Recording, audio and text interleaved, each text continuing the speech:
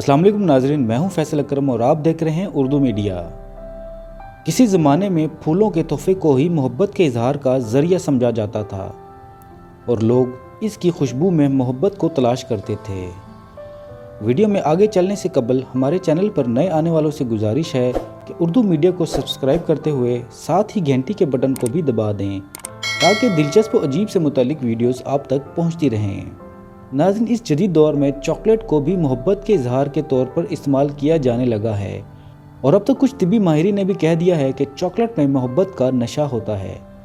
Chocolate को तोहफे में देने का बाकायदा रिवाज वैलेंटाइन डे से हुआ और बिलखुसूस यूरोप में नौजवान इस मौके पर एक दूसरे को ये तोहफा देकर अपने प्यारों को अपनी मोहब्बत की गहराई का एहसास दिलाते हैं। जबकि अब एक अमेरिकी टीवी के तिब्बी माहिर ने इंकशाफ किया है कि चॉकलेट इंसान के अंदर मोहब्बत के जज्बे को उभार देती है। बल्कि ऐसा सिर्फ चॉकलेट से ही नहीं, बल्कि अगर किसी ने प्यार से आपके लिए कोई पसंदीदा मीठी डिश बनाई है तो इसके खाने से भी आपके जिस्म में मोहब्बत के बढ़ने का कीमियाई रद्द-ए-अमल सामने आता है।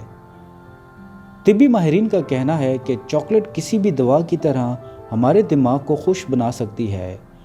उनका कहना है कि चॉकलेट में मोहब्बत पैदा करने वाला अंसर मौजूद होता है जो हमारे दिमाग में मोहब्बत के जज्बात को बढ़ाने का कुदरती तरीका है। दोस्तों, उम्मीद है कि आपको आज की ये वीडियो ज़रूर पसंद आई होगी।